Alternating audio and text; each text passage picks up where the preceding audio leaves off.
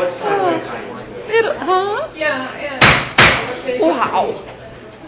I'm sorry. The June 5th meeting of the Eden Prairie City Council will now come to order. All rise for the Pledge of Allegiance. I pledge allegiance to the flag of the United States of America and to the republic for which it stands, one nation, under God, indivisible, with liberty and justice for all. Prior to the start of each council meeting, we have an opportunity for Eden Prairie residents to address the council on matters related to city business. These portions are not taped or recorded. Our meetings are typically held the first and third Tuesdays of the month from 6:30 to 6:55 is the open podium portion. If you wish to speak at open podium, please contact the city manager's office by noon of the date of the meeting with your name, phone number, and subject matter. That phone number of the city manager's office is 9498412. If you have any questions on open podium, please contact the city manager's office. All members are present, so the first thing we are going to do is call the HRA meeting to order. Is there a motion for approval of the minutes from the HRA meeting held on April 17th, 2012? So moved. Second. Any corrections to those minutes? Hearing none, all in favor? Aye. Abstain. Thank you. Motion passes. Next, we're going to be asked to adopt a resolution approving an amendment to the first amended and restated project management agreement for Sterling Ponds Prairie Village project and authorizing execution of amendment number 3, a subordination agreement, and a release of a mortgage. Mr. Getchell. Thank you, Mayor and Council. That is the reason for the HRA meeting is this item, which also will then appear later in the council agenda as well. And this is the final tax increment payment to the developer for the Sterling Ponds Prairie Village development was made in 2011. So pursuant to that plan, now that obligation has been met, the city has an equity interest in this project. And in discussions with the developer and actually going back to some city council discussions we had with our housing and strategic economic development plan, was this concept of as these districts or as these projects came to fruition, there was an affordable housing component in them. And with this amendment, we would continue, the developer would continue to offer a certain amount of the units as affordable pursuant to the agreement and the release of the equity interest that's part of that project as well. So the action then is to amend that agreement and that management plan, and they would continue to offer affordable units, which is a % of what they already have in their project, and also meet several of the goals that we have as a city. Questions for Mr. Getchell? So they're not changing the number of units that they're having?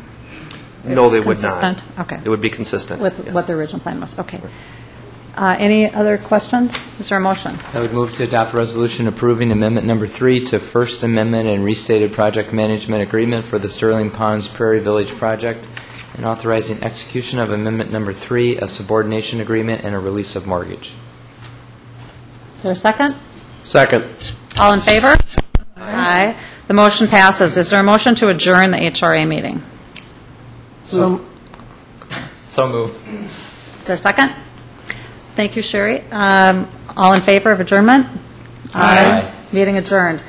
We will now reconvene the council meeting, and we'll begin with Human Rights Awards. And I understand Molly Quavamaki is going to, no, Pam. Pam, Pam Spera is going to be presenting the awards. Oh, okay. The whole commission. Okay, wonderful. Good evening, council members, mayor. Thank you for allowing us your forum. The individual recipient of the Human Rights Award is Daryl Stanton. Daryl Stanton has volunteered at Eden Lake School on a regular basis for the past 3 years. Besides reading and assisting the classroom teacher with the 29 students, Daryl created and presented a Black History Month program. He recited Martin Luther King's I Have a Dream speech, and he taught the children to sing the civil rights anthem, We Shall Overcome. Daryl also provided materials for a Black History display at the school. Daryl's civic involvement extends beyond the classroom. He hosts a cable TV program with the ongoing theme of, "We have more that unites us than divides us, and we are stronger together." Darrell and his wife and son have lived in Eden Prairie for 17 years.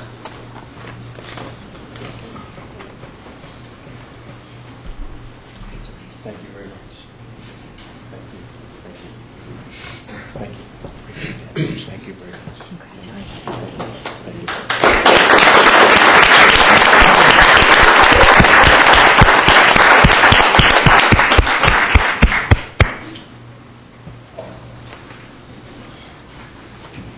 The recipient of the Business Human Rights Award is C.H. Robinson Worldwide, Inc., in recognition of its employee-driven community garden. C.H. Robinson employees came up with the idea for a community garden with the goal of sharing the produce with the local food shelf prop. This project has a direct historical tie-in with the company's origin in 1905 as a produce company. The program is in its second year of operation. Approximately 130 employees tend the garden before and after work, over lunch break, and even on weekends. The employees comprise 13 teams who compete to see who can harvest the most produce. Nearly a dozen types of vegetables are grown in the garden. The company provides the garden space and the supplies with a mission of promoting acceptance and respect for individuals in an atmosphere of caring for others. Is there a C.H. Robinson representative? Oh, a lot of love. Thank you very much. Yes. Yeah. Thank you. Thank you. Thank you very much.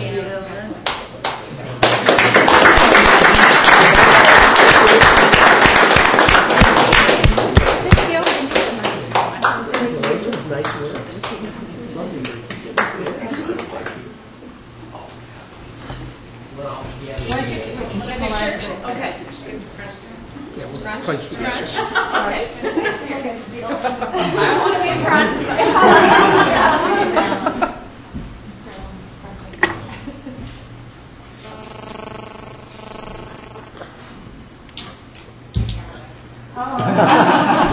Well, you know where you can get some pictures. Yeah. All set? Okay. Great. Thank you. Thank you very much. Thank you. Thank you very much.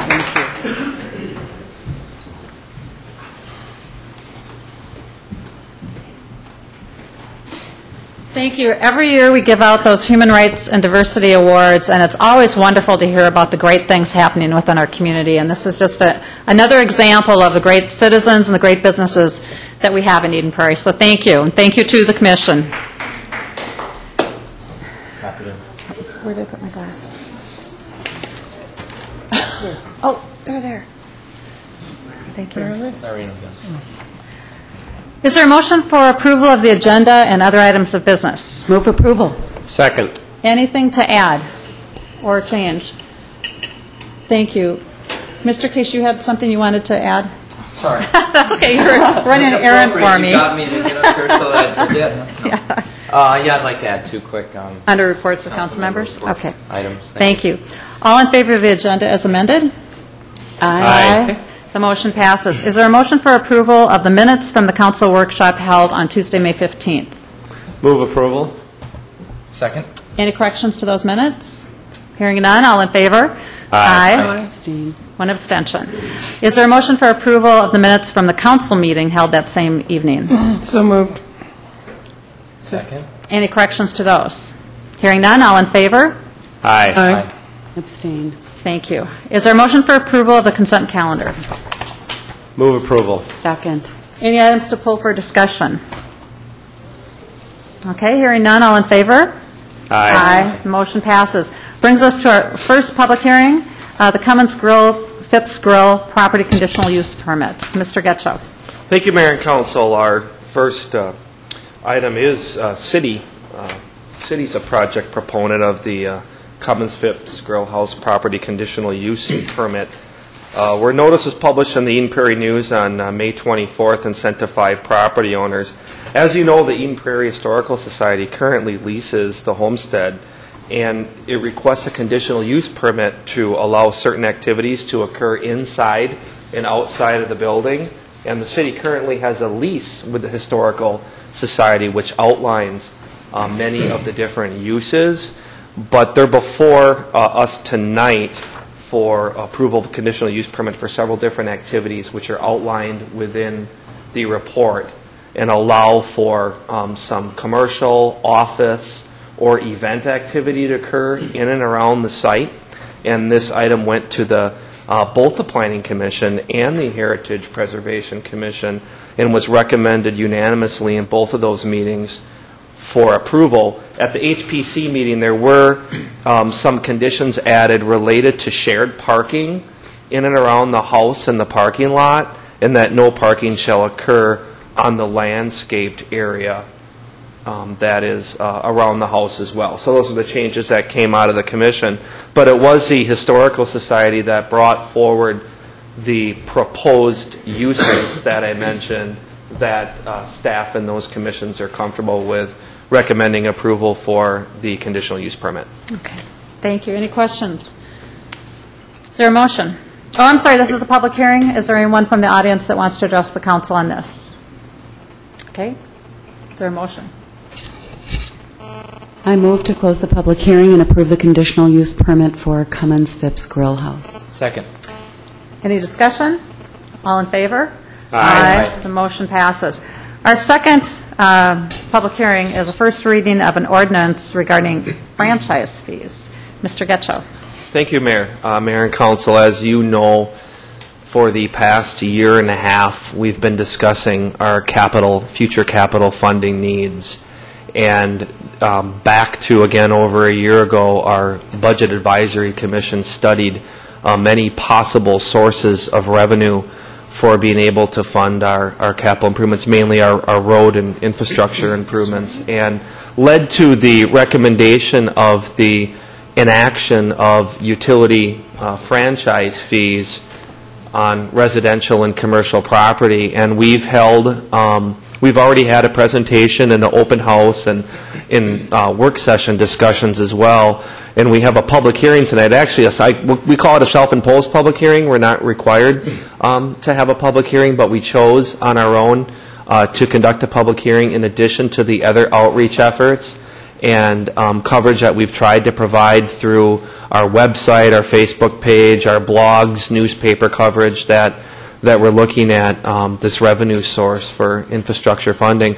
So tonight we have a public hearing. Preceding that, the Public Works Director would like to provide a presentation once again on the overview, and then this would then lead into a first reading of both an ordinance to approve franchises with our three affected utilities, and then action, then also first reading on a fee that would go along with that ordinance. So we have a presentation, a public hearing, and then several actions, and we are all here to answer any questions that the public or council may have. Thank you. Mr. Ellis? Thank you. I was expecting a little bit larger crowd, but perhaps there's some people at home that might find some of the information that I'll be presenting a little bit informative about why we're talking about franchise fees, how did we get here, and what is really the reason behind this whole discussion item. So I'm excited about it because really it's, when we talk franchise fees, we're talking street maintenance, and big component of public works. In fact, probably the largest capital asset we have is our streets. And so this discussion is really about funding the long-term maintenance of that asset. And so I'll kick off the presentation. There we go. A little bit of background information on franchise fees. We have franchise ordinances already with CenterPoint Energy and with XL Energy. We don't have one with Minnesota Valley Electric Cooperative, but through this process we'll be entering into that. So it's not something new to Eden Prairie. Really what's new about it is the fee portion. And you'll be seeing 6 separate ordinances tonight. 3 are with each of the energy providers simply for allowing them to do business in Eden Prairie, and then 3 ordinances with each of those energy providers that establishes the fee. And that's the way the PUC really dictates how this process works. So you may ask why 6 ordinances. That's really just the framework we have to work within. And some of the pros to the franchise agreements It keeps the cost of providing energy for the utility companies down because we give them the right-of-way to work within. It allows them paved, plowed access to their facilities in the middle of winter if they need to access their utility because they have a disruption. It's easy to get to. We're not digging up somebody's backyard, front yard. It's right in the right-of-way. So very easy access for them to provide service to their customers. But there are some disadvantages. From the city's standpoint, when the utilities are in the right-of-way, and as our infrastructure ages, so will the energy infrastructure.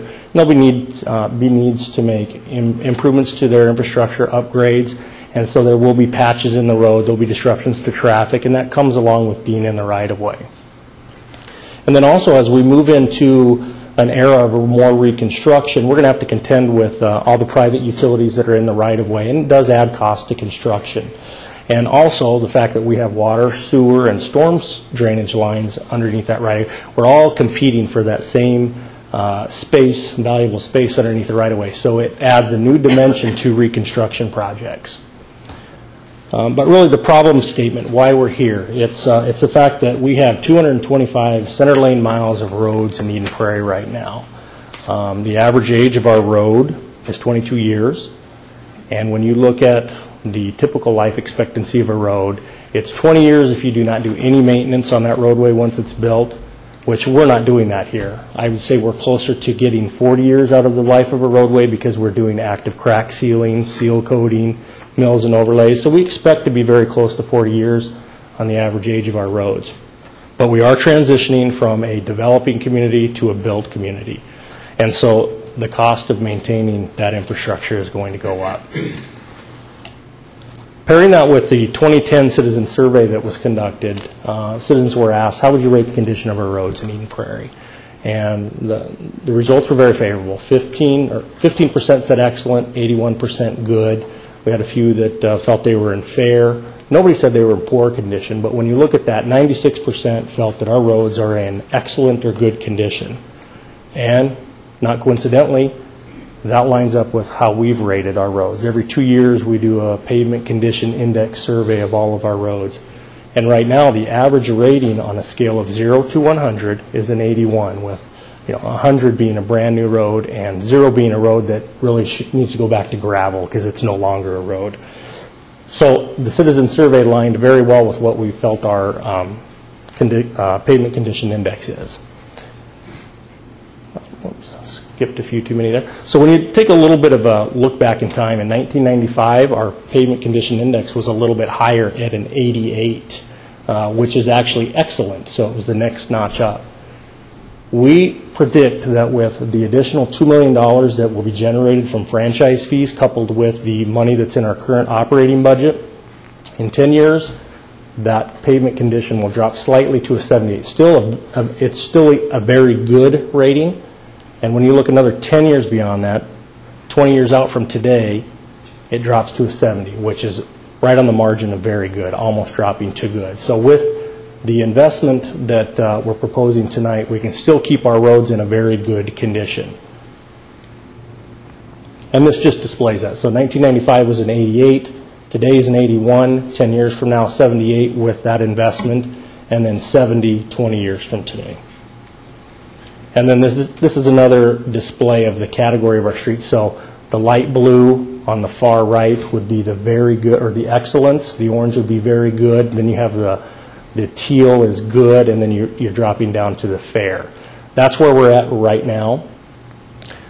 10 years from now, if you do not invest in your roadway, you start to see that bell curve being introduced. You start to see more streets slipping into good, fair, and poor, as opposed to where they're shown here.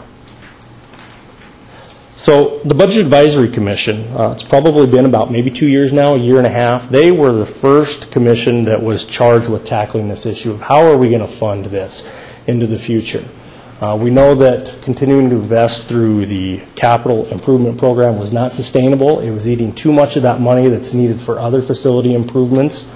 It was something that needed to be changed. So they tackled this issue. They started looking at street lighting fees, garbage hauling fees, cell phone tower fees, right-of-way fees, assessments, tax levy increase, and then finally franchise fees. And after having done that, they came forward with a recommendation that franchise fees is the best fit to tackle this problem. And there were a number of reasons for that. One was the availability of data for the program design. This has been duplicated in many cities. We know exactly what type of revenue we can expect. It's something that's fairly common across the metro area, and so it's not like we're plowing new ground here and trying to recreate the wheel. The next thing was it was easy to explain. It's very simple to draw that nexus between, in exchange for use of the right-of-way and the benefits that are derived from that, that you just help pay for some of the maintenance. And then also the ease of administration. There's really no overhead cost for the city to administer this fee. It's all already being done by the energy providers, so it's something that they can add to that without burdening the city with additional staff or new policies and programs. BAC further went to recommend that when you look at how to administer this fee, the flat fee is preferred over the percentage fee or the ad valorem. And the reason for that is, I guess there were a number of reasons. One, I would say the utility companies almost demanded that it be that way because it's much more complex for them to administer this percentage. It's new calculations, new software program writing, and something that they're very disinterested in doing. It's also the most common. When you look across the metro, the flat is far and away the procedure that's used the most. And then from a fairness standpoint, if you have two homes, exact same square footage, one's older, one's newer, the older home's going to use more energy. So should they pay more for this fee that's being used for street maintenance than a person with a newer home? From a fairness standpoint, it just didn't quite make sense. But probably the most important is it's a stable source of revenue. We know every month what that revenue is going to be. It's not going to be dependent on how hot it was this summer, how cold it was in the winter. It's a very dependable source of revenue, and it takes the volatility out of it. So then, as I mentioned, we're not plowing new ground. These are the cities in the metro area that have franchise fees already. 33, 34, 35, I'm not sure exactly how many there are, but something that's fairly common.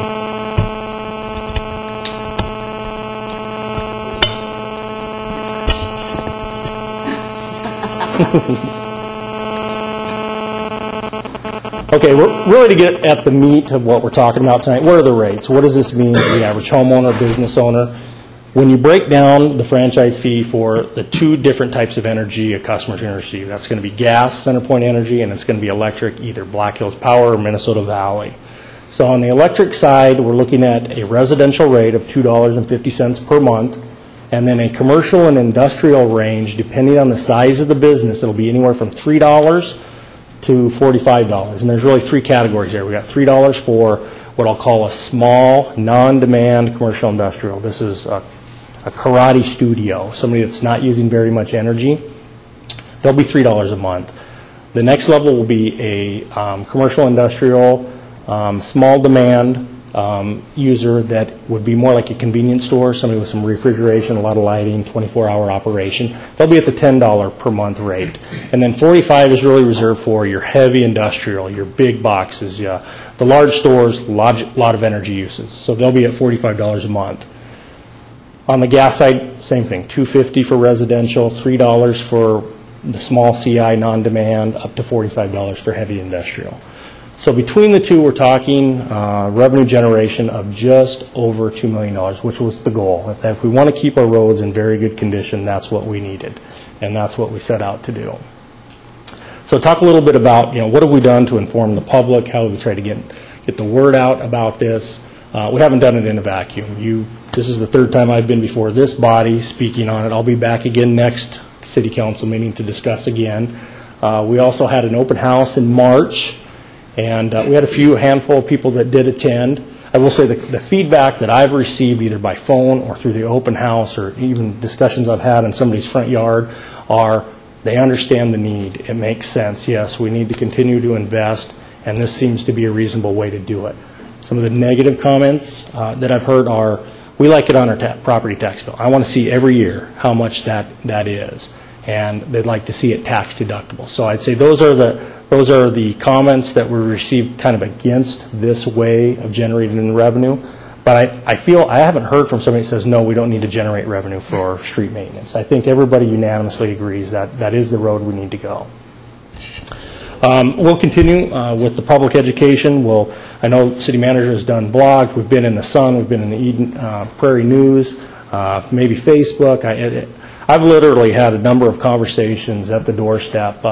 Usually it's people who have already been through the assessment process for the street in front of their home, and they want this to be retroactive. And I've explained that that won't be the case, but this type of an ordinance would prevent those future assessments for property owners in paying for the road that they already have in front of their house. So with that, I'll stand for question. It is a public hearing, so if there's anybody from the public, they'll have an opportunity to speak as well. So. Thank you. Does anybody have any questions for Mr. Ellis? Kathy? Just one quick question. Why are we not planning to keep our roads at like the 80%, letting them drop back to 70%? Why isn't it reasonable to try to keep it at the level we have? I guess the return on investment becomes so high that it's almost not worth it. It's almost like a brand new road. Day one, it's 100. 5 years from that, it's going to start to degrade to maybe a 95, and the value of moving that back to 100 isn't there. Mm-hmm. I think that as our city grows, it's almost inevitable if we want to keep that at an 81 or an 88, the investment outweighs really the benefit. We're talking $4 million in revenue needed to do the same thing that we're trying to accomplish by getting like I said, the 81 now, the 78 later, and the 70. So it can be done, but I think the cost would be prohibitive.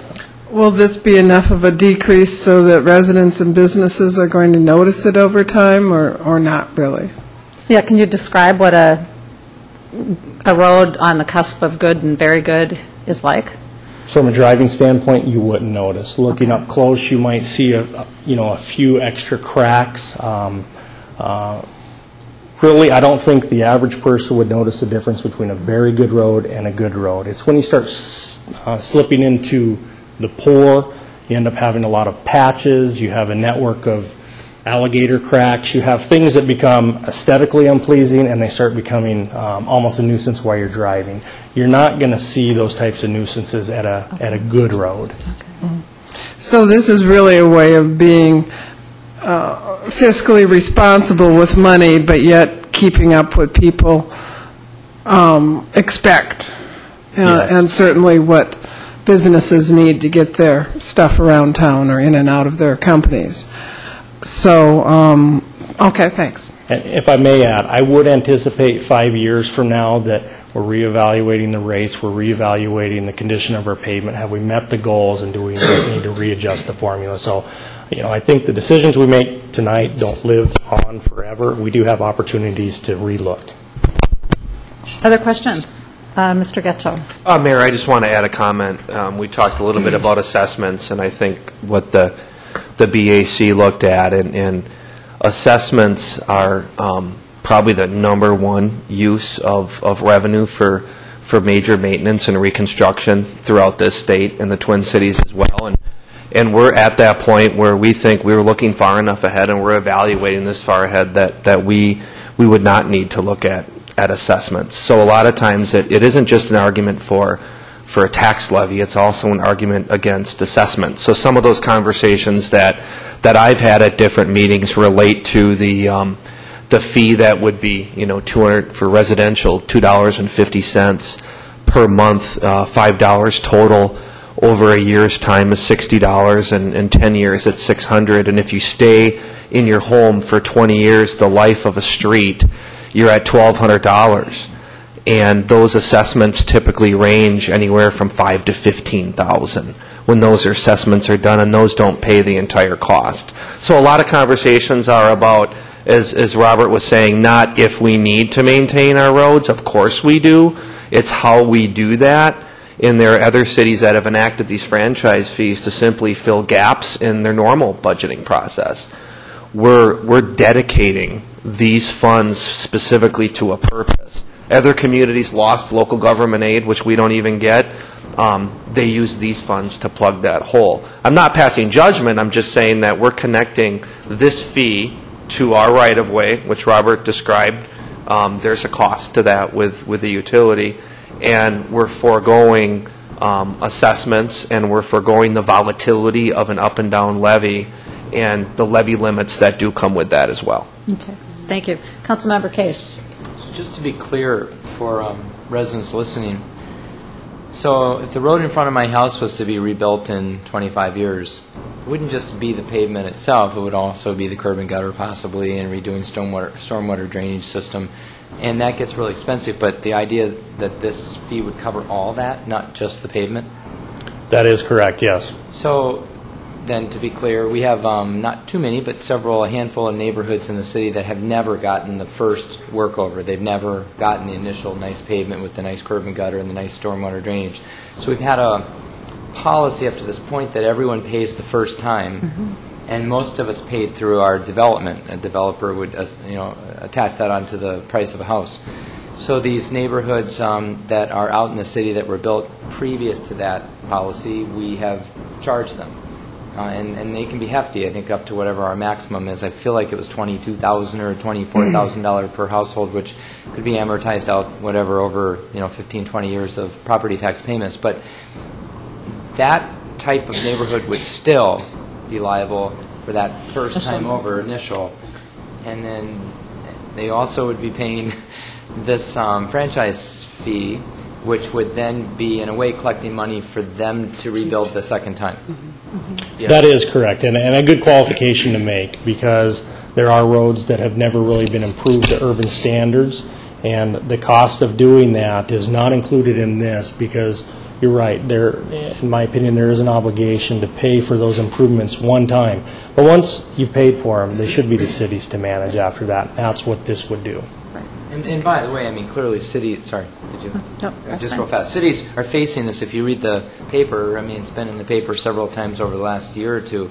I think Edina and other cities, and all the cities have kind of different ways of funding this, and they're all painful. If you put it into your general budget, I mean, if we were to spend $2 million a year and tack that on to what we're doing now, what every 300-some thousandths of percent, so we're looking at a 6% tax increase on everybody. That's one way. Special assessments are terribly painful, and people get hit with this. You say 5 to 15. I've never heard of anything under 15. I don't know if that's our cut or.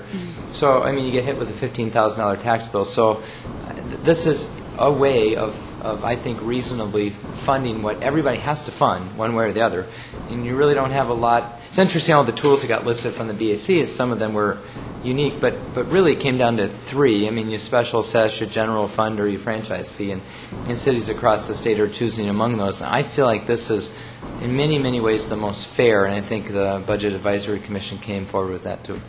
Thank you. This is a public hearing. Is there anyone from the audience that wants to address the council on the franchise fee issue? Well, thank you. I'd just like to give a quick thank you to staff and to the Budget Advisory Committee, because I think they did a stellar job of getting the information to the Budget Advisory Committee that they needed to do their research, and the Budget Advisory Committee put a lot of work into this. And I think that it's been nice that it's taken us this long, and I know we wanted to come to a conclusion as quickly as we could, but I think having this longer process of a little over a year that we've been talking about this and getting information out to the public and having public hearings and open houses and articles is really good, because it's not something, doing something like this is not something that we do lightly. So, is there a motion? I think we have 4 motions, and Mr. Rosso, I assume you want them each done separately and voted on separately? Yes, please. Okay, thank you. I would move to close the public hearing, number 1, and then I would move to approve. Wait, and then we'll need a second. And then he wants us to vote on all of those. Okay. Okay. All in favor? Aye. Then I would move to approve the first reading of an ordinance adopting and approving a franchise for Excel Energy, and approve first reading of an ordinance adopting and approving franchise fees for Excel Energy. All in favor? Aye. Motion 3, do you want to just keep going? Go ahead. Okay. Oh, Me or? okay. Here I go. I move to approve first reading of an ordinance adopting and approving a franchise for CenterPoint Energy, and approve first reading of an ordinance adopting and approving franchise fees for CenterPoint Energy. All in favor of the motion? Aye. Motion 4? Move to approve the first reading of an ordinance ordinance adopting and approving a franchise for Minnesota Valley Electric Cooperative, and approve first reading of an ordinance adopting and approving franchise fees for Minnesota Valley Electric. Second. Oops, sorry. All in favor? Aye. Motion passes. Thank you. Thank you, Mr. Ellis. Payment of claims, is there a motion for approval? Move approval. Is there a second? Second. Any items to question? Roll call vote, please. Councilmember Aho. Aye. Councilmember Butcher-Wickstrom. Aye. Councilmember Case. Aye. Councilmember Nelson. Aye. Mayor Terrell-Lukens. Aye. Thank you. The next item up is Edendale parking expansion and site improvement. Mr. Getchell. Mayor and Council, thank you very much. You may remember this item was on our council agenda, public hearing and consideration at our first April meeting, or our first May meeting, I believe it was. And that's for a planned unit development concept review and planned unit development district review with waivers on 3.25 acres in a zoning district amendment in the RM 2.5 zoning district. This is for the construction of a parking lot as it relates to the Edenvale site. And you may recall the presentation that we received at that meeting, and then the public comment we received. The council then continued this item to a future date so we could work through a solution that works for the neighbors, that works for the city, and that works for Edendale, and we think we've come to that point in time. And you'll notice that some of the changes are that the parking area itself now is proposed to be 80 feet away from the north property line to the residential property, as compared to 38 feet in the original plan was one change. The garage that was proposed to be constructed is now located previously, or is located 50 feet from the north property line as compared to 27.5 feet in the original plan. And a fence is also proposed, an 8-foot high fence. Previously, the discussion was over a 6-foot high fence added along the property line, and that is 70 feet from the northern property line as well.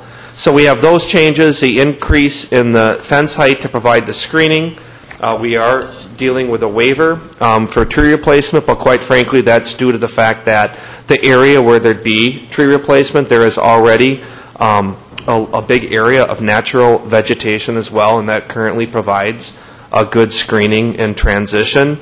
And the maintenance-free siding, as opposed to the brick exterior, probably fits in a bit better with the surrounding environment and buildings as well in that area too. And we talked previously about a couple other options for locations as well. I think Councilmember Nelson talked about an area that was directly north of that lot, but there is quite a height difference there as well. So we think by that area moving further away from the residential property and the proper screening that's provided through the fence and the vegetation, we've reached a point where we have a project that can bring to you for recommendation that works for all parties involved. So we've already had our public hearing, so this is the actual adopting the resolution for the PUD concept review and the first reading of the ordinance for the PUD as well. Okay. Thank you. Any questions for Mr. Getchell? Okay, hearing none. Is there a motion? Oh, I'm sorry, Mr. Lasso. Just before you vote, I want to just make one slight organizational change to the ordinance. There is, after paragraph C in section 3, conditions that are added to the ordinance, and those are really there in lieu of a development agreement, because it was deemed not necessary to do a development agreement, and the conditions could be put in the ordinance. And I wanted to revise that so that those conditions under section C that start with prior to land alteration, that's section 4, and then section 5 becomes section 4. Then the existing 4 becomes 5, the existing 5 becomes 6, and the existing 7 remains 7. Okay, got it. All right, thank you. Council, is there a motion? Could I just ask real quickly that neighbors from the north were consulted in this, were involved in the process, were, not that we need them to sign off, but that they've been involved enough to have given us feedback that this met their fears and expectations?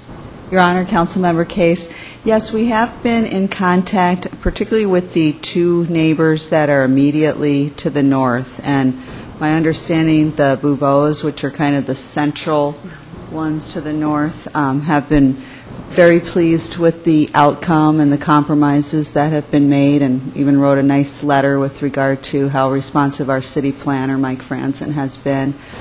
Mary Beth Robertson, I think you recall, also spoke the last time, kind of in that northwestern property, and we did, staff did have a conversation with her on Friday, and she did question whether perhaps a couple more trees could be planted in her view shed to the garage. And the difficulty, as Mr. Getchell was trying to explain, is that in order to plant more trees, you actually have to take out existing vegetation. And so you might impact kind of the ground level view by trying to get something, taller, or take out some of the thicker deciduous vegetation, trying to get some evergreens. So there's kind of a trade-off. We did tell her if she had a specific recommendation or wanted to make some comments, they'd either come out tonight or send an email with, so we could try to address more specifics of that, and we hadn't heard back since then. So not clear she's 100% satisfied, but she did indicate that she did think this was a big step forward. Okay. Thank you. Council, motion? You want them all separate here? 1 and 2 separate, yes. I would move to adopt the resolution for plan unit development concept review on 3.25 acres and approve first reading of the ordinance for plan unit development district review and zoning district amendment in the RM 2.5 zoning district on 3.25 acres. Is there a second? Second. All in favor? Aye. Motion passes. Motion 2? I'd move to approve the second reading of the ordinance for planned unit development and district review with waivers and zoning district amendment in the RM 2.5 zoning district on 3.25 acres and adopt the resolution for site plan review. All in favor? Aye. Motion passes. First reading of an ordinance amending City Code Section 2.80 relating to administrative appeal. Mr. Getchell. Mayor and Council, the next two items are somewhat housekeeping related that the city attorney brought forward, so I'll ask that he cover these two ordinance revisions. The amendment to Section 2.8 is a clarification to our city code. 2.8 provides that unless there's another appeal process set forth in a relevant city ordinance, that the appeal is to the council. Well, on personnel matters, the council does not have authority, and so to clarify that so that there's no misunderstanding or explanation that needs to be given as to why there's not an appeal to the council of personnel matters, I wanted to make it clear by adding really just the last sentence in the section. No appeal is allowed to the council from any personnel decision, and this is in accordance with state law. Okay. Thank you. Any questions for Mr. Rosso? Why, if it's state statute, do we need to reiterate this in our handbook? Based on experience and having been questioned about it, I wanted to, rather than have to provide the explanation of going to the statutes and making the link between the statutes and the ordinance provision and identifying that there was already a 4-step appeal process within the employee handbook, and that meant no appeal to the council. Rather than have that long discussion based on experience, I thought it would be better to have a one-sentence reference in the ordinance. And how does the statute deal with the issue, being careful here, but that the council had an issue 10, 12, 13 years ago where the problem originated with the city manager? So how does a staff person deal with some type of hierarchical chain of command problem that originated with the city manager? How does the statute allow that person to seek? In the same way that it did a number of years ago. There was not an appeal to the city council. So it would go right to the Department of whatever. I don't know what it would be. Secretary of State's office or something?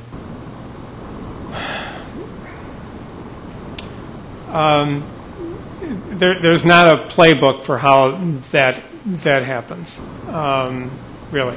But if someone is adversely impacted by a decision of the city manager, and ultimately all the personnel decisions made are the ultimate responsibility of the city manager. If they're impacted by that and want to appeal that, the appeal is not to the council, the appeal is to district court. So go to the court.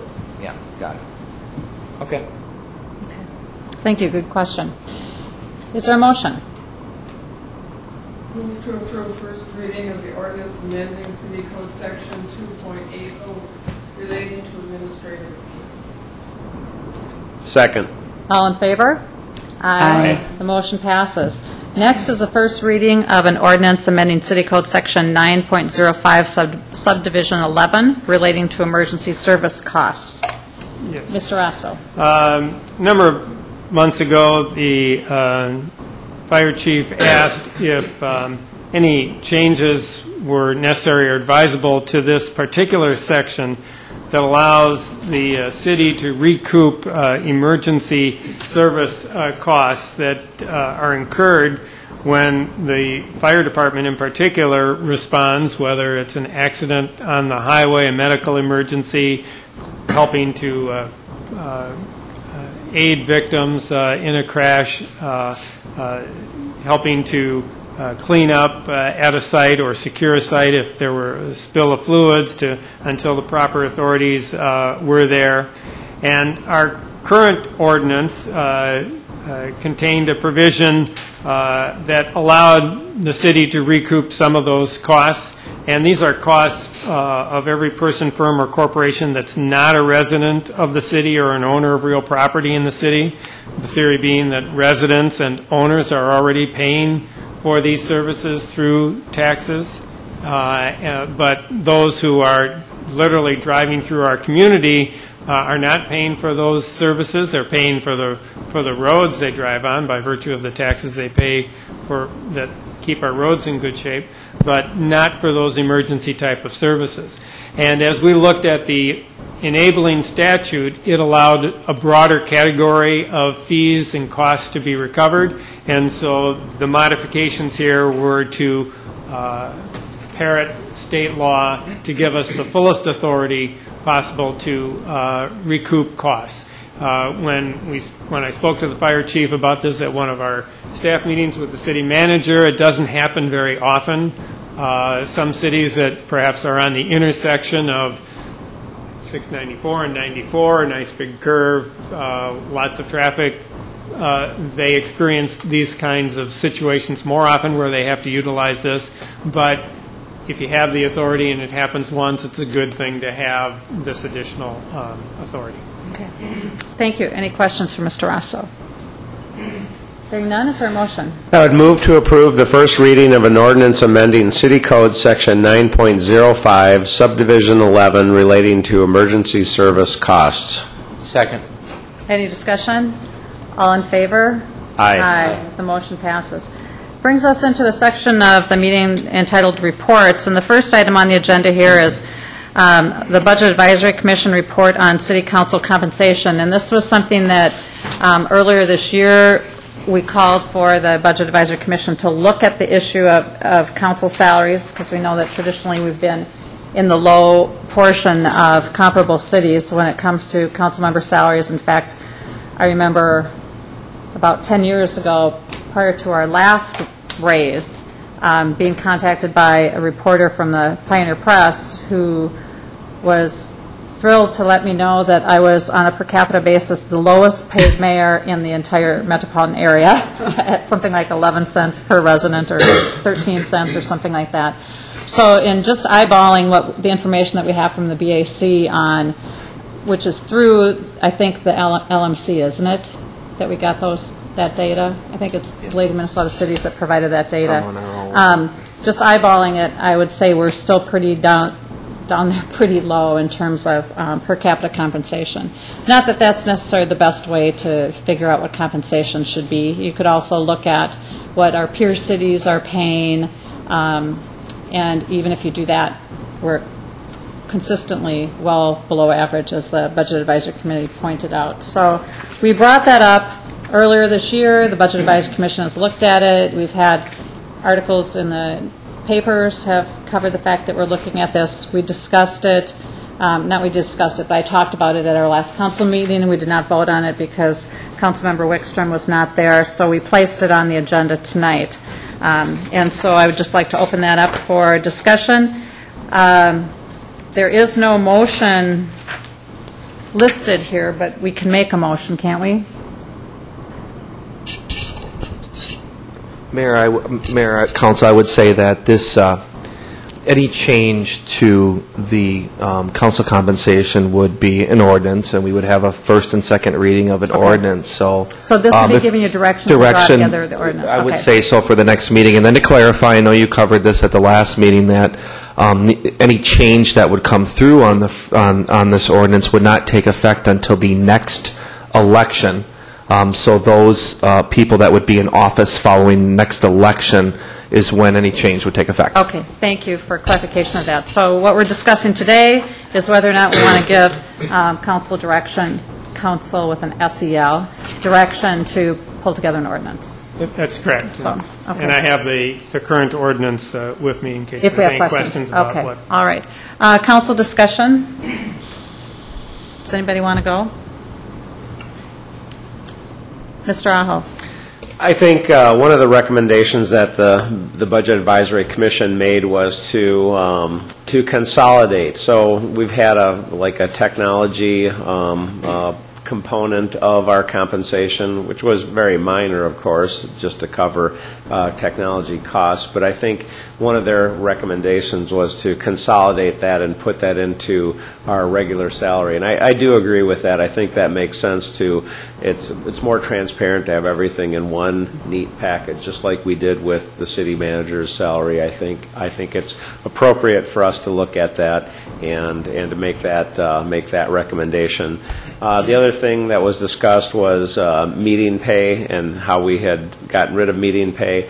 I'm still in favor of keeping that out of the compensation for the council, and I think just having one set salary or pay is the right way to go.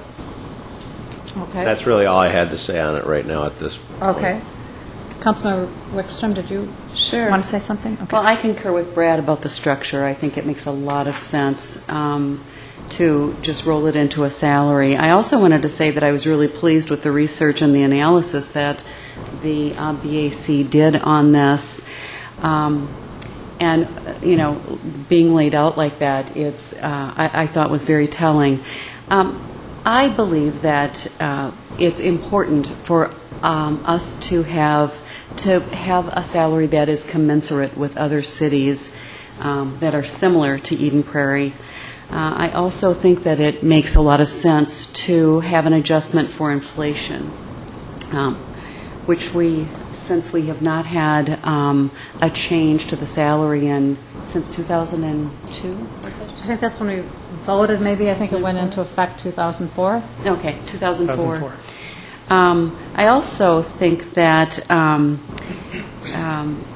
it's a question about this sort of fair compensation for the duties required and the level of responsibility. So I would like to see this drawn up in terms of an increase.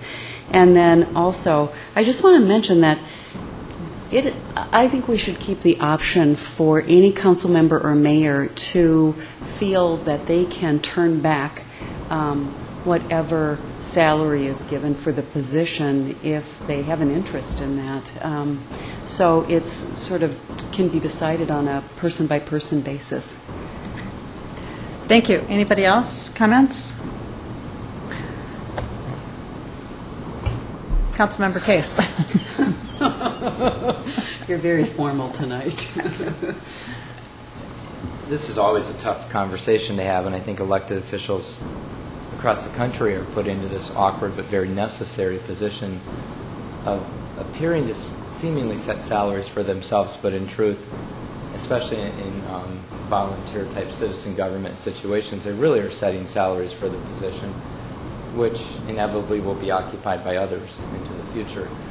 And I think there is an integrity to positions up and down the line in our government in the United States of America that on some level needs to be maintained, and that may be the President of the United States making up till a few years ago just $400,000. I think it's gone up now, but being among people in his peer group making millions and millions and millions, that doesn't mean that people get into public work. We get in for different expectations and different goals, but there is a reasonable integrity to whatever the salary positions end up being for these different positions. So I think it's important that Eden Prairie, as well as maybe any city in the state, keep up with cities that are equal in size, equal in suburban, urban makeup. I don't have any idea what the mayor of St. Paul makes compared to the mayor of Minneapolis, but I would think intuitively it ought to be similar. I just think there's an issue if one city, in a way, prioritizes more or less, or seemingly on paper prioritizes its elected officials more or less. So I think we need to look at whatever that line is, making us, and it sounds like we're in the bottom, whatever, third or bottom fourth, and I think that probably should be corrected. But I absolutely agree with Brad and Sherry that it ought to be simple. It ought to be just there. And I think in some ways councils maybe and elected officials do try to do what they think is ethically right but more politically palatable by putting the little pieces in that do in their hearts make it right, but it just looks convoluted and complicated. So I would say make it simple, make it fair, and somewhat equivalent, whatever that means, to other cities our size and scope. Thank you. Councilmember Nelson. I agree that we should do the same thing that we did for the city manager and folding it all into one. So that would certainly be a recommendation. I don't have any preference particularly whether it stays the same or it goes up a small amount. I wouldn't want to see it going up a large amount.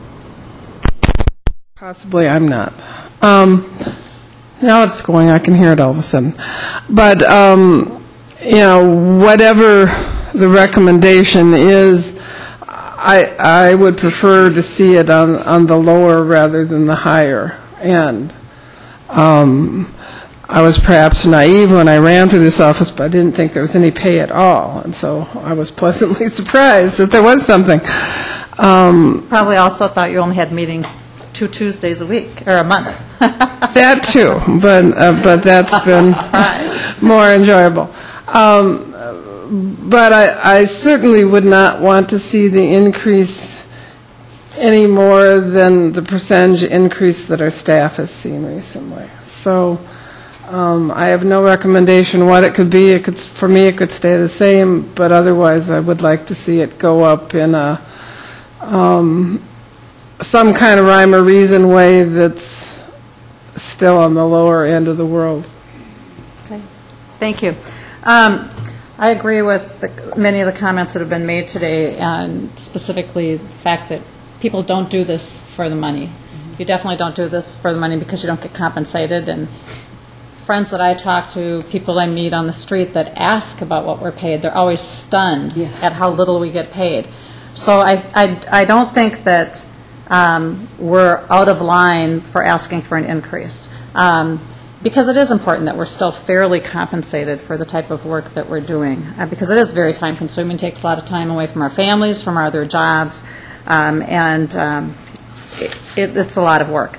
I appreciated your comment, Sherry, because I made the same comment last time we were looking at salary increases in 2002. You don't have to take it. It's a salary for the position. If you don't feel personally that you want it or need it, you can donate it back to the city. Park and Rec would love it. I'm sure Molly in her housing area, and Jan Jeremiah wants it for economic development or whatever. Everybody, there are lots of departments that would like it, and you always have that option. But I look at the Budget Advisory Commission's report where they're talking about the five cities they've pulled out that are pretty close to Eden Prairie in terms of size. And they make the comment that, let's see, that, where did I see it? Oh, I lost it now. The BAC notes that this comparison places both Eden Prairie's council and mayoral pay as the lowest in each of these statistical samples. And it's even worse than that because some of these cities provide health care or dental care for their councils, which we do not. So we're already at the very bottom. I would love to see the position brought up to the mean of the other four cities for both the mayor and the council members' salaries.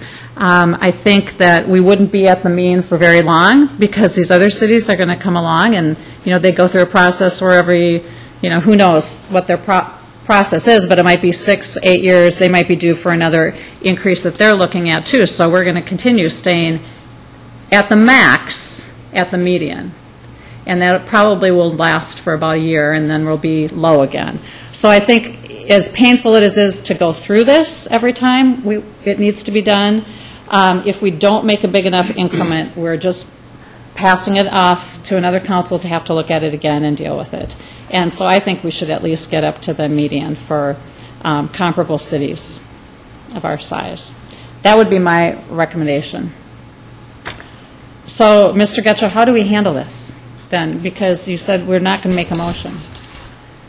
You can make a motion if you want to provide direction, but the action would be taken when the ordinance would come for consideration at the next council meeting as soon as 2 weeks from now. Okay, but we should make a motion now giving direction? I think that's up to you if you're able to come to consensus, because that will make it much more clear for the city attorney and I as we draw it up. Any other thoughts on consensus on figures? I'm kind of like Kathy Nelson. I'm ambivalent as to what it is or the amount. Doesn't really matter to me. Okay. I'm in agreement with you, Mayor. I think how you proposed the increase makes a lot of sense. So I support you. I would say I would agree with going to a median of some group. I don't want to go higher than the median. Of some grouping, and I guess you could give direction somehow. But okay. It seems like a fair place to land. Okay. And maybe to Mayor and Council, because I don't know if we talked about the actual numbers, because people might be thinking, what are these numbers? So the current council salary is $7,500 a year, and mayoral is $9,900. And I think some of the BAC analysis, if I look at that, if then you roll in that stipend, as you've talked about, that $7,500 becomes $8,220, and then the $9,900 becomes $10,620. It looks as if that analysis is to the medium and has been adjusted for inflation. Mean or median are two different things, but it looks like that's what was done. You're in that $9,700, $9,800 range for council, and I think it's $12,500 or $12,600 for mayor. But those seem to be the numbers that you're articulating. I think are you throwing us into the mix when you do the median? In dividing by 5? Yeah. Yes. You are. Yes. You should be dividing by 4. Okay. Take us. So we'll run those. Okay, we'll do that. Yes. Okay. Okay. All right. Thank you. So is that? So that's give direction to staff. They're going to pull something together, and then we'll be discussing it again when we vote on it. Sure. Okay. Thank you. Report of the Park and Rec Director. I'm sorry. Council member reports. Thank you for the reminder. Mr. Cruz, go ahead. I just have two. I had a resident call me to come out and look at her backyard, so I want to set this up really quickly. We pass, I think, really good ordinances and rulings, but we do it in a vacuum where we don't often maybe see the results and implications of our decisions, and our intentions were good. So we like outlots, we like conservation easements. What I observed off of Crestwood was a conservation easement between the backyard of the neighborhood generally looked like a $500,000-$600,000 neighborhood, fairly new. It's the Crestwood that ends up pretty close to Pioneer Trail on the west side. So this house backed up to a pond and had about a 25-foot border of, I think it's city-owned outlot. I'm not really sure, but either way, it's a full no-touch conservation easement. And a very large cottonwood had fallen horizontally, so parallel with the lake. So this home got the view of this entire massive dead tree that is a no-touch. And, of course, it had fallen maybe 3-4 weeks ago, so the leaves were still on it, brown, and, I mean, incredibly ugly. And the homeowners were interested in, on their own nickel, paying maybe to just have some of it moved out of there, possibly paying on their own. My mom always said nickel. I think it's inflated now to dime, that they would be willing to actually buy trees and put it in. Anyway, just that idea that I like the no-touch idea. I like the fact that we have these large outlots and wooded areas that are truly just complete natural. But I don't know that I intended necessarily to have this little 25-foot border with a home that is a significant tax base to our city, and we have homes like this around the city. Is that what, I'm throwing out somewhat rhetorically, but is that what we really intended necessarily?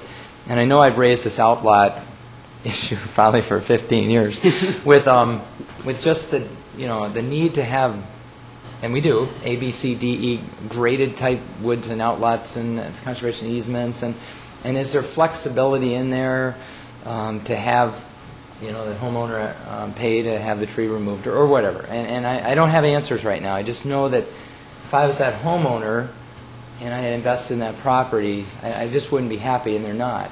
And I don't know that that's exactly the image of what we had intended when we passed it. So I just really kind of throw it out there. I don't know. I know that Jay and maybe Robert, I'm not sure who else will be involved, but maybe sending people out. And I think already a city tree forester person, I think, has gone out and I think basically says no touch, don't touch, And I, again, by our direction, so I'm not blaming anybody. It's the council direction that's done this. But I just wonder if that's really in the totality what we had intended. I think the case that you brought up.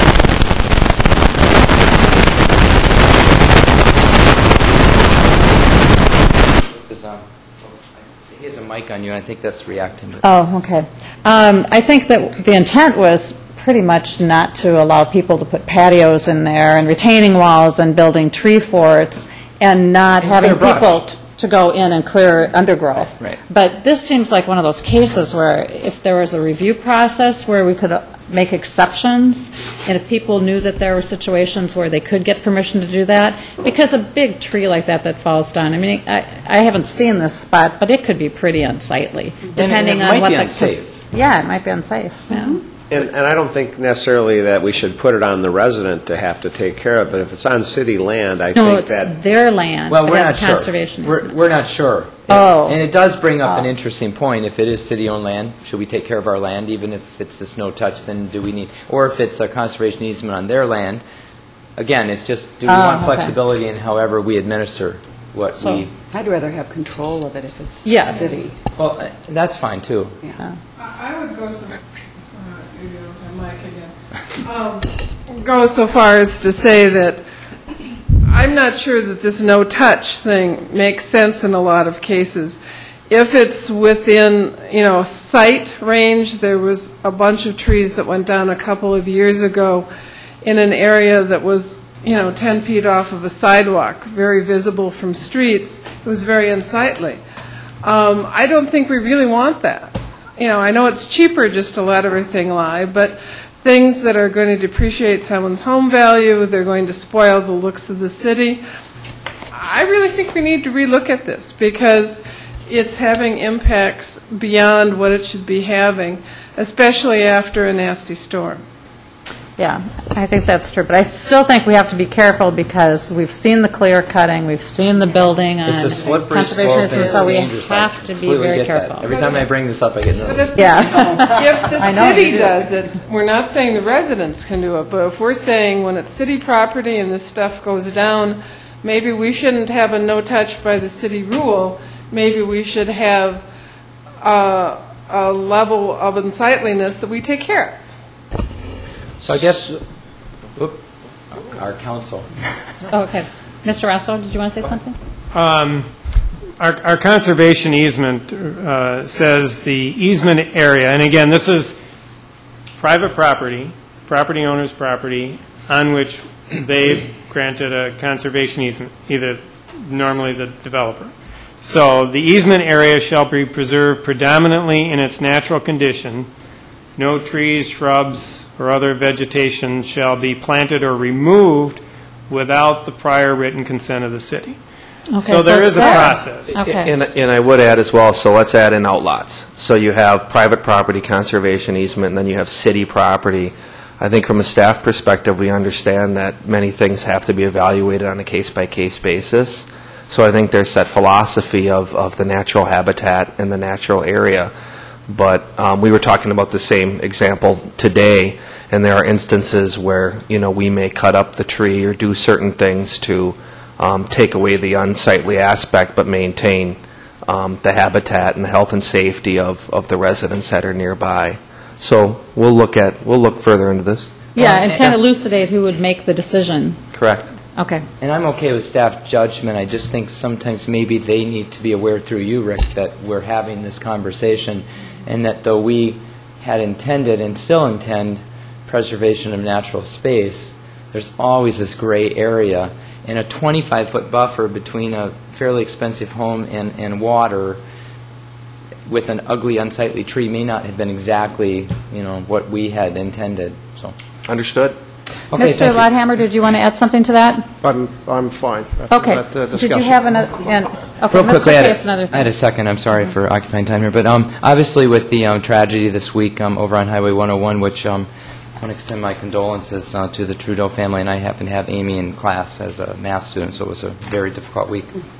But clearly it brought back memories of our political conversations with Chanhassen and Carver County and Hennepin County over expansion of that road into a 4-lane road. And I don't remember the exact process from years and years ago, and I know that we stalled out, and there's not necessarily blame here, but this incident, at least I think for many people, including some emails we've gotten from residents of Chanhassen, but for many people I think it's raised the issue again that what is the deal with that? 101, almost anyone that drives it thinks it's not the safest road in the world, and certainly not for bikers and walkers and children trying to cross it. So I wanted to know if council agreed that maybe we could ask for some staff reporting back at some point in a future meeting.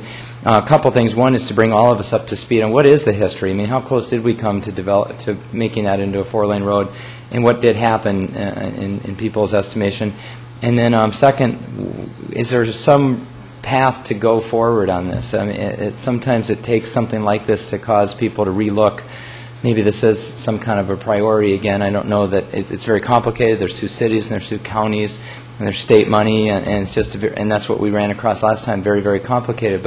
And there may not be money there anymore because it was an offer that was a one-time. There's very little money, and if they hit a wall, they're not interested in pushing that. But maybe now there's no wall. So if that's the second piece, to give us a report back on, what's the possibilities, where are we at? I know we're meeting with some Chanhassen staff people. Our staff are meeting with Chan staff, I think, on Friday, and so that it'd be great to get a report back to us. And then the third area is if there's just no money, there's no inclination to move on that. It's too complicated. Is there anything Eden Prairie should or could be doing? I don't think there's room to get a bike trail in there. I know that we'd have to build it on our own dime. But are there turn lane implications? Anything to help our side, our residents, because we don't have a trail, Chan does. So is there something that Eden Prairie, where their representatives should be looking at to try to make that safer for our people? So kind of a threefold direction, if council agrees to have staff maybe come back and give us some updates. That would be wonderful.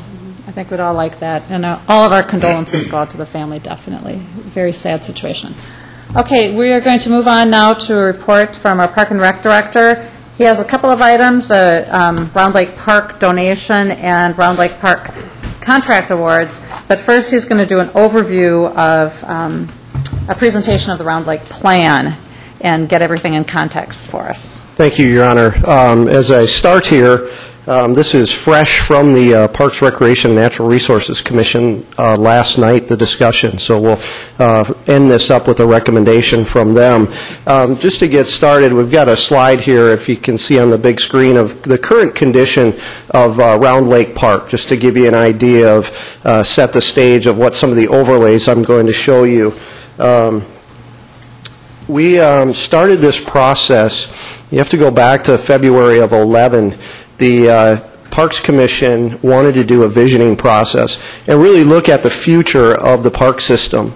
And one of the things that came up as a very high priority was Round Lake. There were also some subcategories that came out, like fitness, like addressing water quality, like maintaining the level of quality of the system. And a lot of those, as you'll see, feed into the design and the planning of this particular project. So the first recommendation that came before the Commission, or that the Commission actually came up with, came back to the Council, was to have a master plan. So we knew what direction we were headed in. We knew that things were failing at Round Lake. The play structure was ready to be replaced. The skate park ready to be replaced. We knew that we've been struggling with the use of water and beach, and how could we address that. And so it really came to a point where it made the most sense to do a full master plan of that almost 30-year-old facility. We went through the master plan process over about the next 6 to 7 months. Literally from February 11 till now, if you look at your agendas for the Parks Commission on the old business, this project has been on there. And so almost every single month there's been something that we've talked about, worked on, brought into them to get their feedback on. We did then go on to the design plan after the master plan process came in, and the design plan is really where we get detailed on construction plans, what it takes to do it. It lets us take it out to contractors and get some bids on the process. We then finally brought it all back to the Parks Commission last night, where we had bids and received a recommendation. So I want to show you some slides just to remind you, this is something we looked at on a workshop, many of these a few months ago, but just to remind you of what this is made up of. And it really concentrates in and around the beach area, this box that's outlined. The full master plan takes into consideration the ball fields and some additional parking that is a part of a phase 2, and so that's quite a few years out. The first phases, though, deal with the picnic area, the water splash pad is being proposed, and then also the play structure on either side of the splash pad. And I'll zoom in just a little bit here. You can see the two brown kind of shapes next to the round splash pad. That's where the kids, the younger kids, 2 to 5, and then on the other side, the K to 5 would go for play equipment. We also then have kind of a lawn, and I think it's important to look at the top of the screen that you see, because this is really moving down towards the lake. So although it looks flat on the graphic below, there's really a level of moving in dimension that takes us down by the lake, and you can see some of the overlooks to interact with the beach and the lake, but also still interact with the play structures. This next slide points out a little more visually where things are located. The beach gets a little bit smaller. We make some treatments to the pathways to make sure that people that are interacting, if you think about just the way that you would move around, if you're in the water, you're swimming. If you're on the beach, you're probably walking. If you're on the play structure, you're running around. As you get closer out to the parking lot, you might be biking or rollerblading or running, and then eventually we interact with the cars. So making sure that we take all of the traffic patterns, cars, bikes, skateboards, people walking, jogging, strollers, into consideration for safety. And we've addressed that with some of the closer parking. That was one of the things that early on we were trying to make sure that we could get enough parking and drop-off so that it could be a safe parking situation. This brings it in a little more to color, the theming and also the accessibility piece to this. A lot of the rubberized surfacing helps for accessibility, but as you can see, if we pour different shapes and colors, it brings some vibrancy to it as well. And the splash pad, when you think about the splash pad at Miller Park, this one is about twice the size as the one that's at Miller Park. Uses recirculating water, so kind of like a home swimming pool would, where we back flush it every few days, and so we're not draining into the lake, we're not taking water out of the lake, we're using our own self-contained. Really, the only water we end up using throughout the summer is the water that were to evaporate. So it does, it's a low use on the amount of water that goes through there. Some of the features, the 2 to 5 play equipment, again, that theming being by the lake. We have the serpent look, the ship look. As you move to the other pod that has the 5 to 12, it's a little more of the treehouse, Swiss Family Robinson feel of being, again, integrating that lake feel too. This is a look of the splash pad and some of the features that go with that. And again, it brings us back to a point where we're in control of that water experience. The lake itself at Round Lake is starting to come back in the depth. We've obviously had a very wet spring, and so the depth is coming back. As we watch what the county posts for the quality of the water, if it's safe to swim, we'll have a swim at your own risk. You'll see that sign. If it's not safe, we'll post that it's not safe to swim. So we'll keep monitoring it throughout the summer, and would intend to do that going forward. Hopefully at some point we get to a point where consistently that can be open, and the beach can then interact with either the splash pad or the lake. But if the lake doesn't work out for us, in this case we'd have the splash pad so that there'd still be that water experience. Again, the theming, tropical, ocean themed, even the signs would really brighten up and bring some vibrancy back to a aging park. Using some of the durable materials to make sure that our fencing has a good look, but yet is something that we can easily maintain. The concrete walls, similar to the block that you see at the amphitheater at Starring Lake, so things that we have and experience with, materials that are very durable and long-lasting. If you go back the 15 or 20 years when parks were built at that point, these would be the railroad ties that would rot and not be very stable. In this case, these will last 50-plus years. Again, this looks at some of the decorative concrete that we would use, a durable material, but yet dressing it up a little bit. When we talk about the base bid, when we get to the project cost, we have a base bid, and then we also had some alternates. And one of the reasons we looked at alternates was we wanted to find out what were those items that if we did later on, how much would they cost us to do it, and what kind of value could we get by wrapping them into the whole project. So the things that were contained in the alternates are like the pavilion itself, redressing that up, and I'll show you how that looks in a few minutes. And then also the surface that's under the pavilion. Currently it's older concrete, some of it's settled, we have some drainage issues, and so we weren't looking at the alternates of should we do them or not do them. It was more of a when would it be best to do them and when could we get the best cost and the best value. If we didn't do some of the alternates, when we would arrive in June of next year or when the project was finished, they would really be kind of the sore thumbs of the project, and I'll show you what some of those alternates look like here. Fitness, big component, not just for the kids. You'll see this at Pioneer Park, overlooking the play structure there, so we have had some experience with it. Around the play structure at Round Lake, what we're proposing, there'll still be the benches where if parents want to sit on the benches or the picnic tables and watch and supervise the kids, they can do that, but also the pods that are around the play areas that if you wanted to hop on the elliptical or the bike and get some activity while the kids are playing, parents would be able to do that as well. You'll see some of the site amenities instead of just a tube bike rack, a fish look to it, trying to theme it a little bit more. Examples of some of the umbrellas. What we've found at Miller Park, probably the most called upon real estate in the park system between 10 and 2 is the picnic table underneath the umbrella by the splash pad. It is packed every day between 10 and 2 for people coming for lunches and being able to hang out. So shade is becoming more important and more recognized by people as an important place to be able to get out of the sun.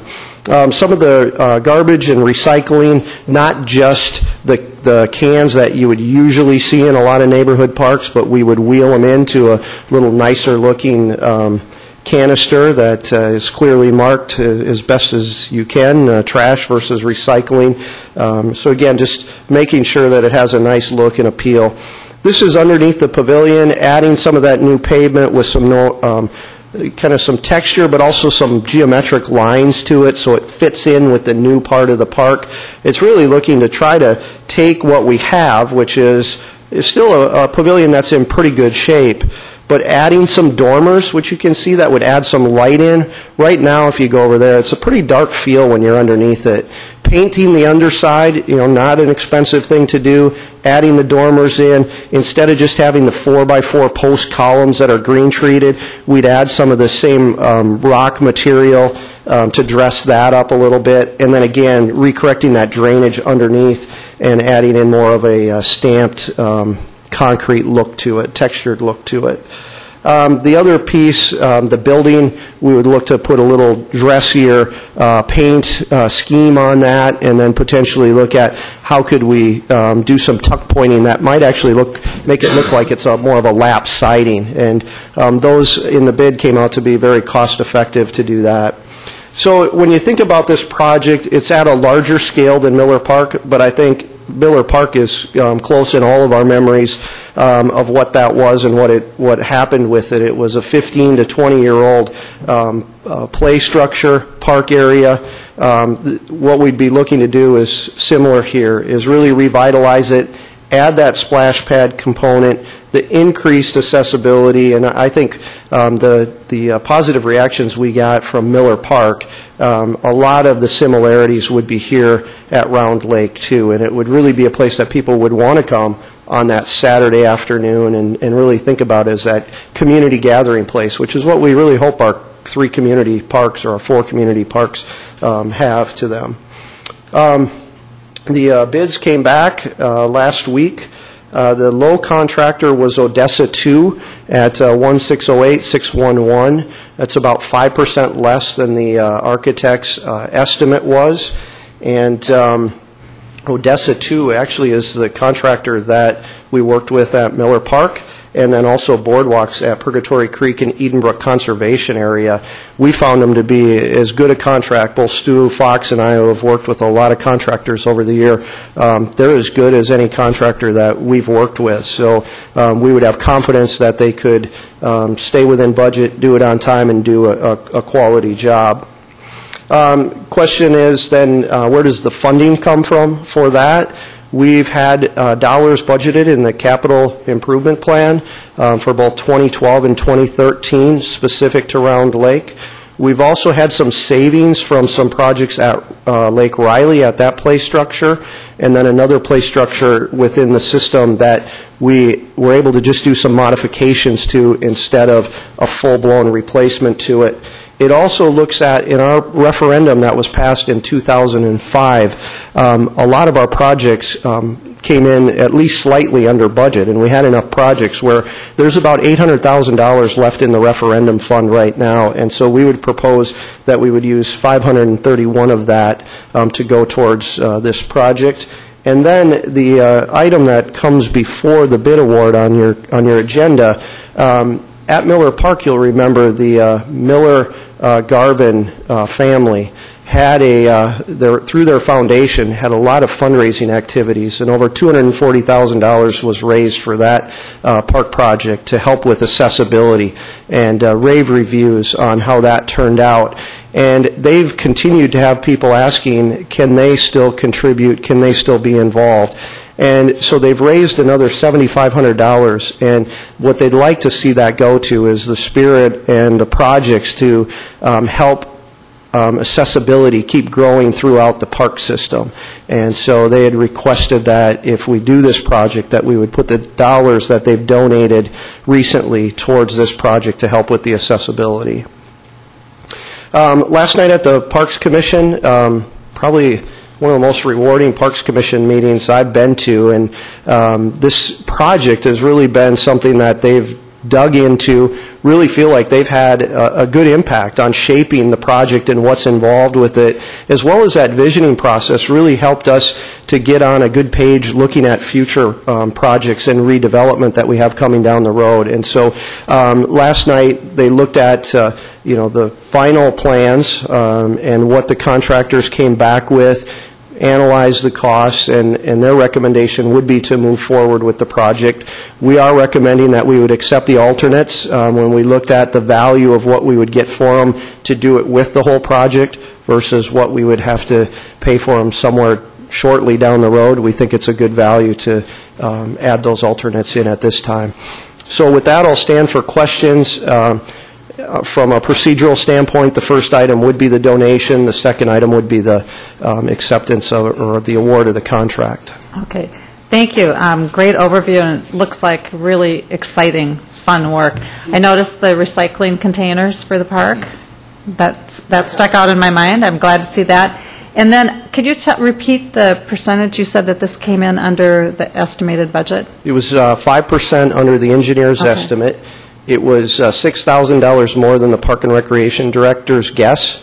We had a little competition before the bids were opened, and I was $6,000 lower. Okay. That was my guess, but the. Okay, Councilmember Nelson.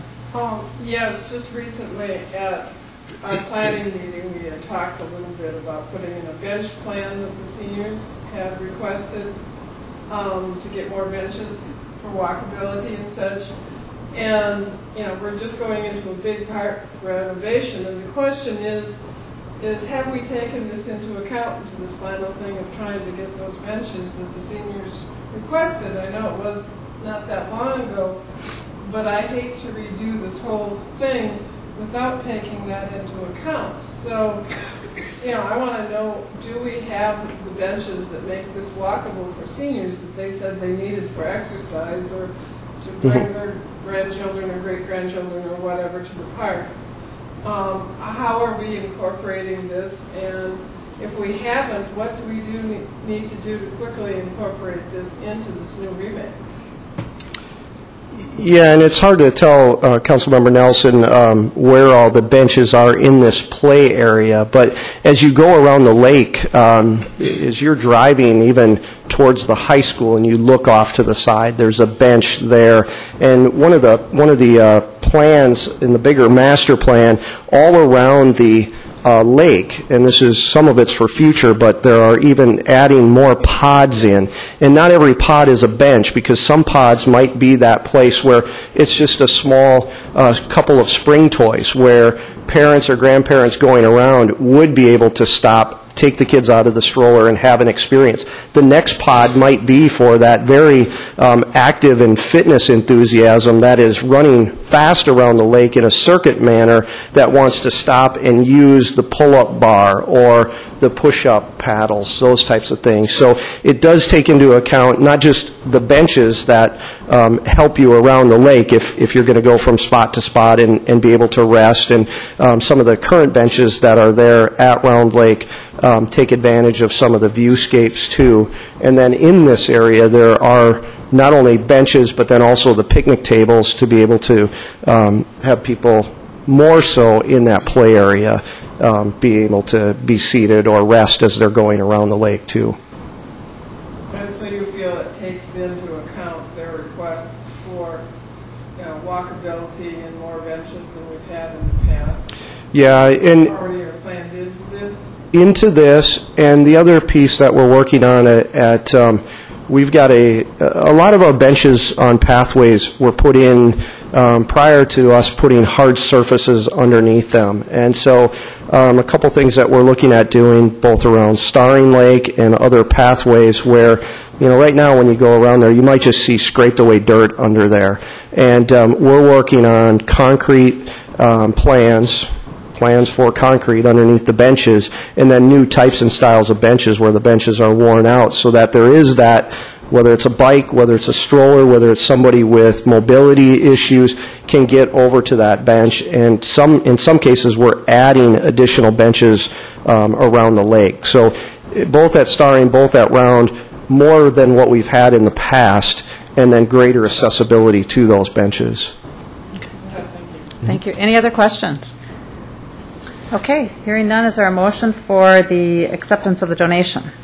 I would like to make a motion, but I would just like to also make a comment on that it's really wonderful to see the commitment to our community by the residents and the people of Eden Prairie that are willing to raise money for projects in our city and contribute, and I just think it's a real testament to the quality of life here and to the quality of people that live in Eden Prairie. So with that, I'll make the motion to adopt the resolution accepting the donation from Tom and Kathy Miller Family Foundation in the amount of $7,525 to assist with funding for accessible play features at Round Lake Park. Second. All in favor? Aye. Motion passes. Thank you to that family. How about an award for the bid? I would move to award the bid for the construction of Round Lake Park redevelopment Phase 1 to Odessa 2. Any discussion? All in favor? Aye. The motion passes. Thank you, Mr. Ledhammer. As long as you're up there, I just wanted to mention that the Park and Rec Department does a great job of doing programming all year long in our parks, but particularly in the summer. It seems like there's always something going on. And I just wanted to mention that this Sunday at Starring Lake Park from 2 to, I believe it is 8, is the Minnesota Festival of Jazz on the Prairie, which will be really fun. I'm excited about that. I can usually hear that on my deck, so I don't even have to go over. I can just listen on my deck.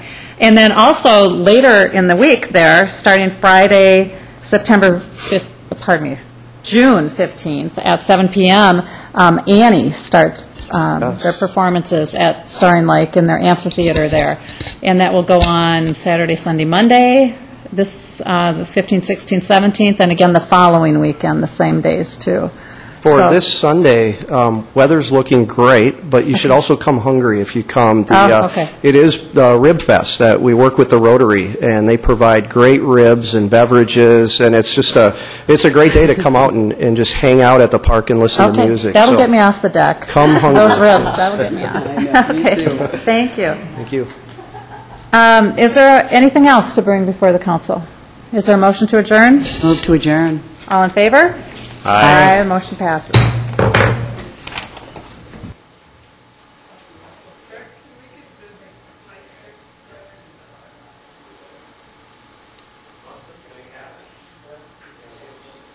The monsters go away. Learn how to stop their asthma attacks at no attack.